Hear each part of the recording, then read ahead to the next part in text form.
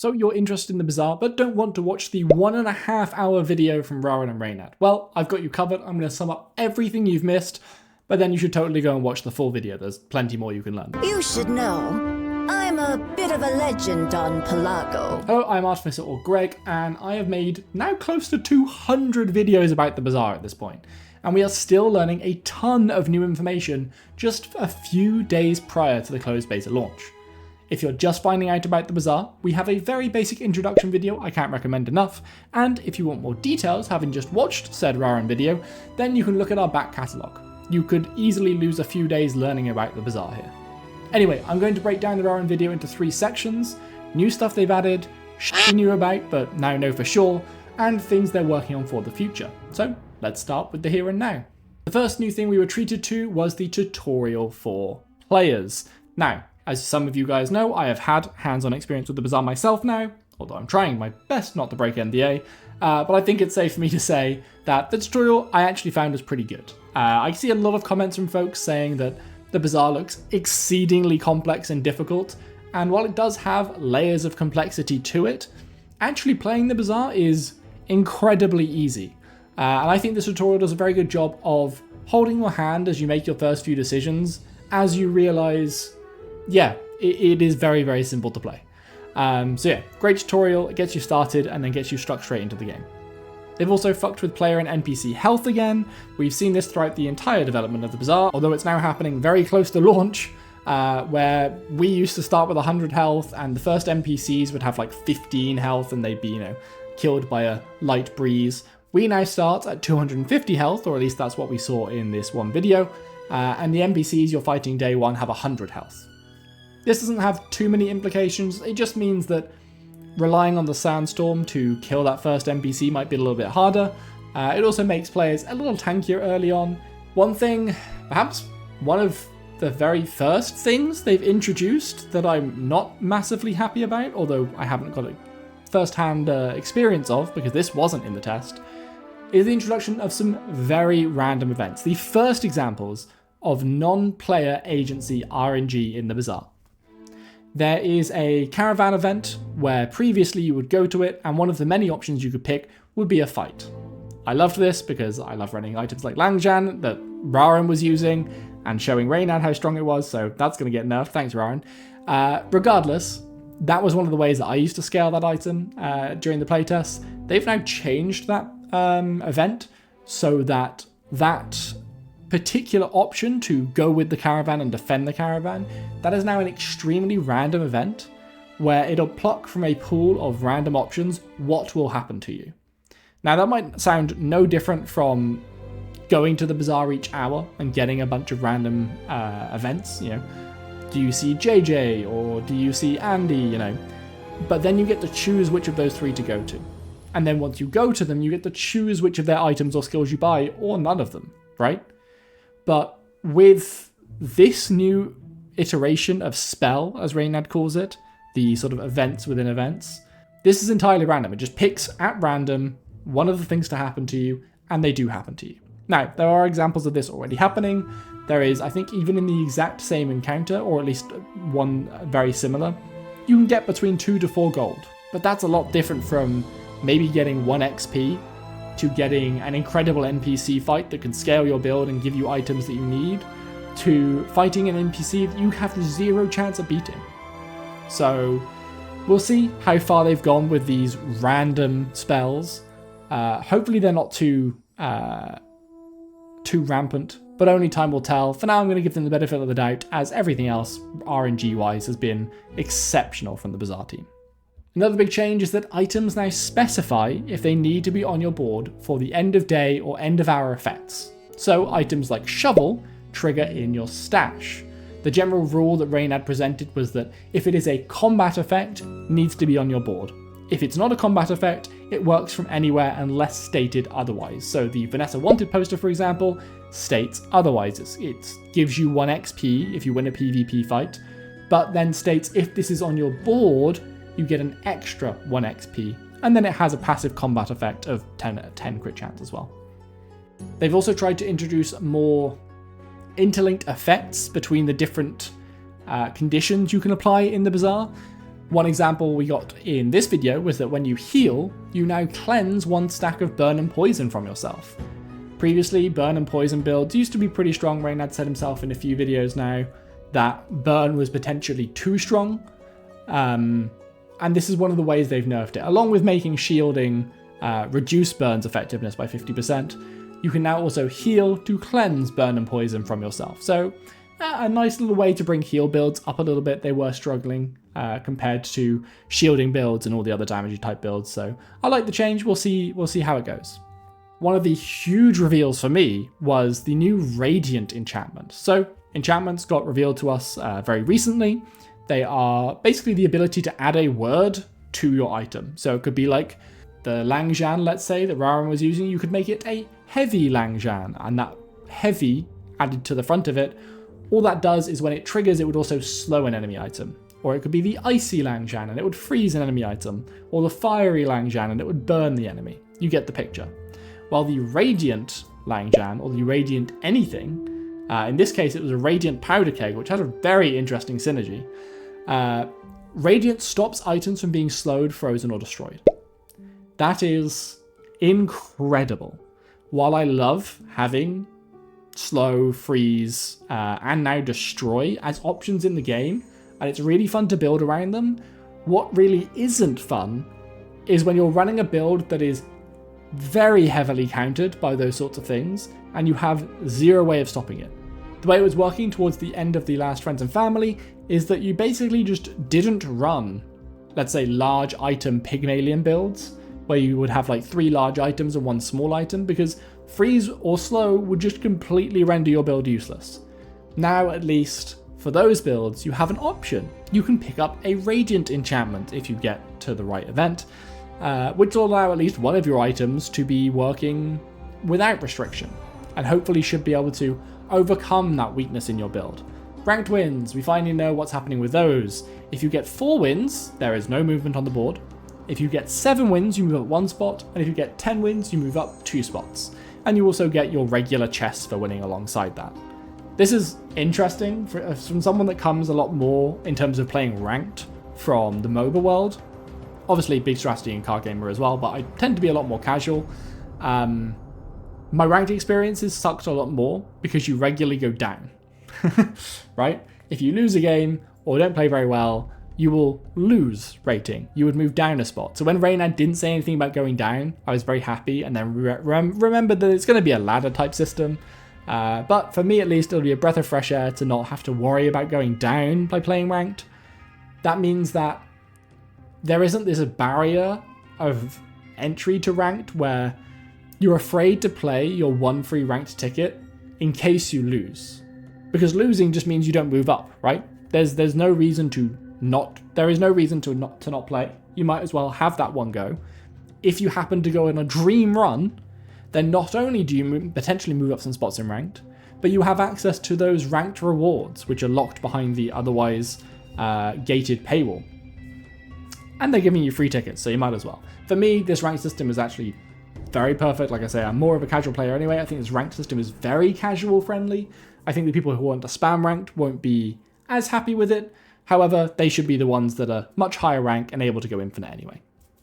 Last but not least, in the new stuff that they have added, we got to see the collection UI for the first time. I wasn't massively impressed by this. Obviously, it's stuff that they could still be polishing. It's something I have not seen yet either. This was not in Friends and Family. So this is the first iteration that we're seeing of it. It looks like it could become clunky with a lot of things in it. Like it's very, very basic right now. But for now, that is fine. This is something they can work on later. They have lots of things that they could be working on, which I'll go over, not now, but in a minute.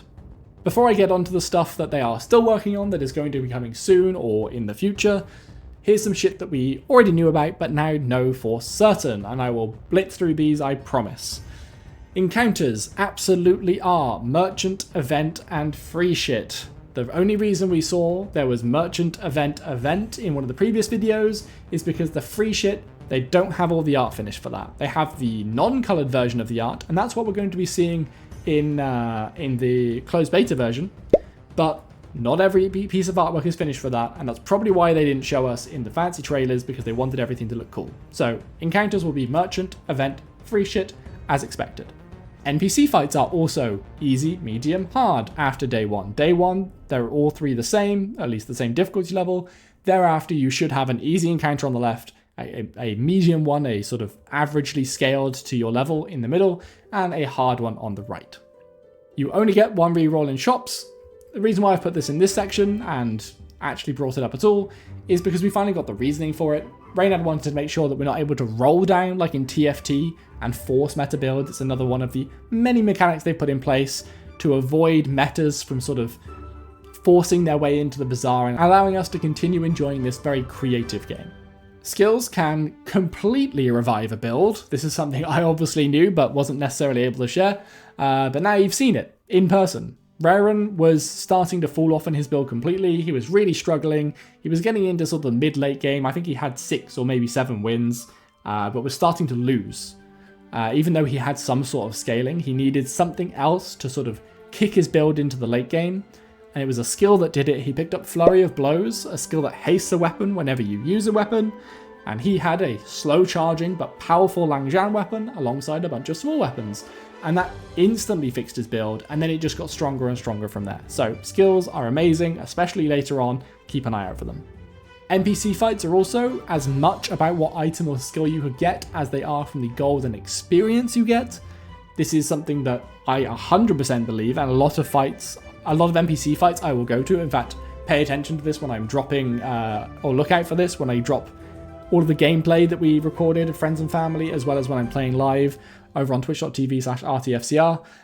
When the game drops, I will regularly go for NPC encounters, hoping to high roll this particular skill or item that I want from them. I just think that's a much more fun way of playing, but it is also something to be considered from those who want to actually win and play things like ranked. Reynad said himself, a lot of times he goes into NPC fights because he knows that there's a particularly broken item or skill that he wants to get from them.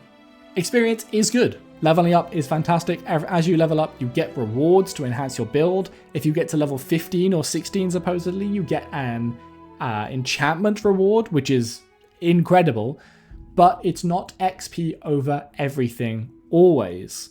There are some times where just picking 3 or 4 gold is way more worth than getting 1 XP. You have to balance out what's good for you there and then. Hitting XP at certain thresholds, at certain points of your day, is much more impactful. Like right before a player fight, that's the best time to level up.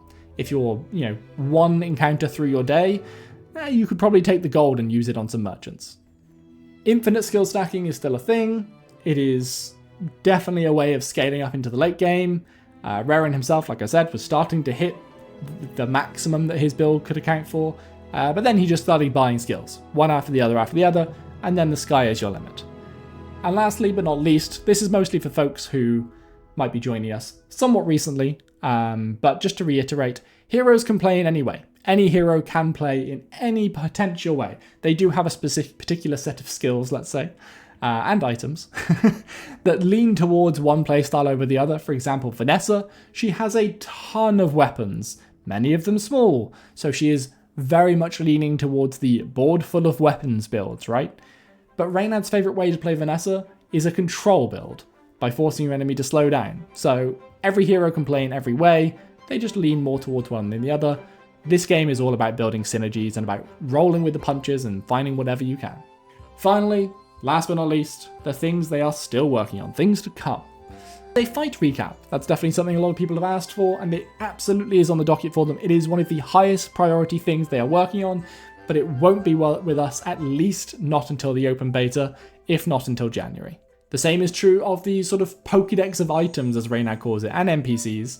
Basically some sort of catalogue that shows you all the items in the game, as well as all of the NPC encounters in the game, both the merchants who can sell you things, as well as the NPC fights and what items they have, so you will know that going into the fights. But again, that's not going to be with us at least until open beta. Battle Passes and the player-to-player marketplace also aiming to come online before a full release in January. These are, well, a Battle Pass, you know what that is. Player-to-player marketplace is like a Steam market, but for the Bazaar. Both things that Reynad and the team are working on, but absolutely not ready just yet. Speaking of things that they aren't necessarily needing to work on, things that are coming in the future, we have the 10 card packs for old heroes being released every month. So the game goes live in January, every hero will have 100 cards. They're aiming for, right now it's at 120 cards for each hero after 1 year. I don't know if he misspoke and if he meant more than that, because he certainly suggested more card packs than that would be coming out. But I guess with them releasing other heroes as well, it will be about 120 cards. Regardless, they're going to be injecting new life into old heroes, 10 cards at a time over the course of the entire year, and hopefully long beyond as well. He did also mention as a part of this that he will not be rotating packs out. You don't worry, anything you invest early on will not be lost. You'll be able to play with those cards forever. Just cards will become more and more rarer throughout time. This is actually a fantastic thing for the Bazaar because it makes forcing a specific build much harder.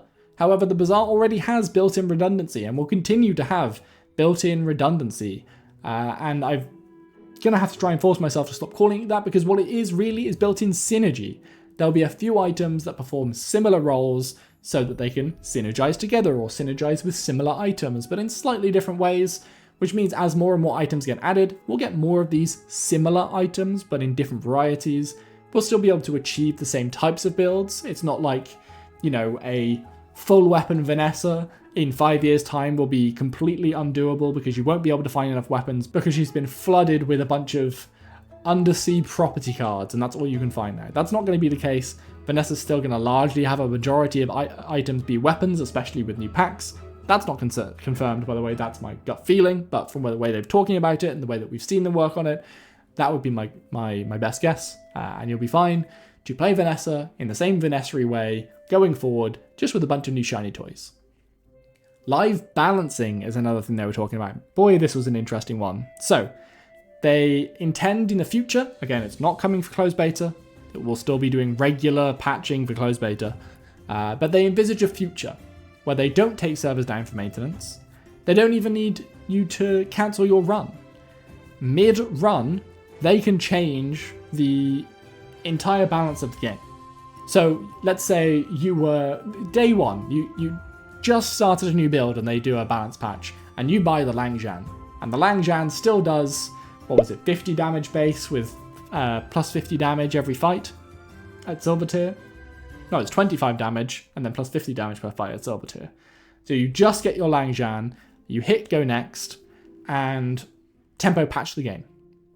All of a sudden, Langjan is now a healing item, and it doesn't do that at all. If you go to the next merchant and find Langjan again, that might upgrade. But if you fight an enemy player who found Langjan, they would now have the new version while you have the old version. That is the vision, that is the goal. They don't have the tech for it yet. I go into this, again, more in detail in the watch-along video. Go watch that if you want my full opinion on this. But just an interesting tidbit and something they're looking to do in the future. Something else they want to do in the future is bring more cool visual treatment to events and merchants. Specifically, he said Zerfin. Zerfin is the monster skill event, technically, although I call them monster skill merchants. He is a diamond rank merchant who sells you skills specifically from monsters, which are fantastic. I don't know if he's going to get special treatment just because monster skills are very cool and very unique, and your build can be incredibly strong if you take them on, or if their general goal in the future is to have a cool sort of visual treatment to most of the diamond merchants, maybe most of the merchants in general. Like I say, the polish for this game is, the sky was the limit with it. They're just going to keep polishing it until they can't, and that's another cool thing coming for the future. Last but not least, hero releases. Rejoice, Mac Bros. Mac will be the next released hero. We will have Pygmalion Vanessa Dooley on closed beta launch, and then Mac will be joining us shortly after. Stell will apparently be the last, with meaning that Jules will likely come in between them. It's a sad day for me, as a once Jules main and a now Stell main, to hear that both of my mains have been delayed beyond who we thought was going to be the final, right? Mac's currently the hero we still know the least about, or at least from an outward perspective. Having played the Friends and Family, I can see why they've done this. Mac seems to have his unique mechanic somewhat pinned down. I think I can see where they're going with Mac. Stella and Jules, I still have no idea where they're going, because all we have from them in the current build, or at least all we had in the current build, were some very generic items of theirs. Nothing that really gave away what they were trying to do. So I still think they're doing a little bit of soul searching with Stell and Jules.